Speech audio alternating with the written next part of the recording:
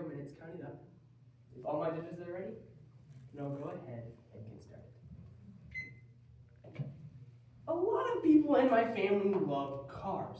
And one of my family's favorite thing to do with cars is go really fast down back roads. Now, this story happened with me and my brother. Well, me and my cousin were in one car, and my brother was behind us in a different one. My cousin knew this road really well, and so he can go a lot faster than my brother. Keep in mind, the roads were very, very slick. So every once in a while, my cousin would speed up and get in front of my brother. And when we looked behind, we would see headlights disappear and fade into the distance. And we would slow down and stop and wait for my brother to catch up. But one time, the headlights did not catch up. As we rounded a corner, we looked behind us, and the headlights were in fact gone. And so we stopped the car in the very middle of the road and waited. 1, 2, 3, and after a little bit passed, the headlights did not show up. So we turned around and tried to find out what happened. As I'm telling this speech, I realize my mom is in the room. She doesn't know this happened. My brother, well, she didn't know this has happened yet, and I probably shouldn't tell her because my older brother might get in trouble because he was going a little faster than the law would have allowed.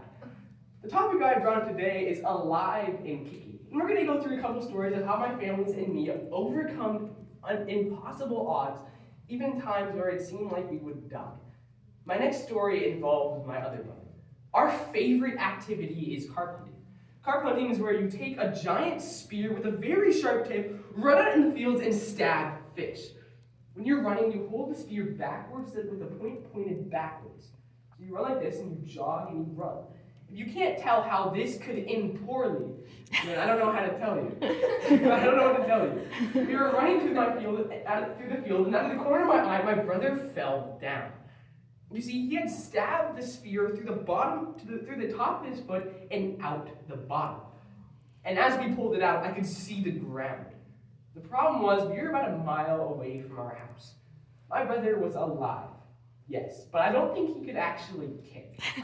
So as we walked back on one foot through blackberries and over hills to the railroad tracks, we walked about a mile back to our house. When we got to my house, my brother waited outside my older brother's house for about a minute. When I went inside to get him out, instead of going to my mom to go to the hospital. This was not a good idea, as he was slowly bleeding out. When we got back home, my mom was not even surprised that there was a spear that had gone straight through his foot. I'd like to say that I was the stern and confident one in this situation, but I was freaking out, and my brother was completely calm. He just got stabbed straight through his foot, and yet he was calmer than I was. This is probably because I was walking behind him, and I could see the ground through his foot every time he took a step. My brother was alive, yes, but he couldn't kick.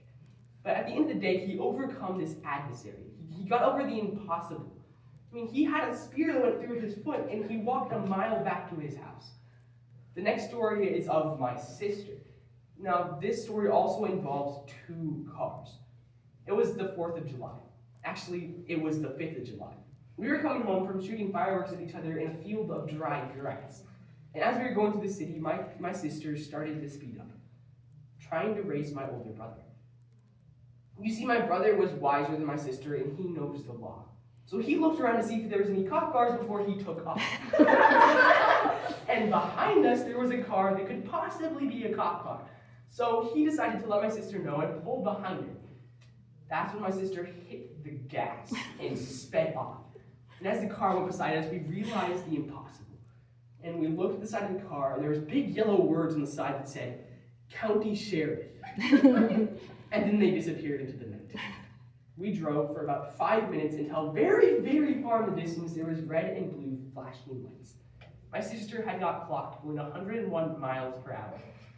This was something that could take away her driver's license and leave her with a felony. But she got away with a warning. She was about to die, but she kicked back and got out. So today, I hope you listen to these 3 stories and realize that my mom is in the room, but as a great impromptu speaker, I have to tie that story back in. My brother was off the road in a ditch, missed the light pole by about this much. His front tires were in this ditch, and his back tires were on the road. His back tires were almost on the road. So I hope you like the story about alive and kicking, and about the stories of my family overcoming adversaries. And even when you think you're dead, overcoming the impossible is possible. Thank you.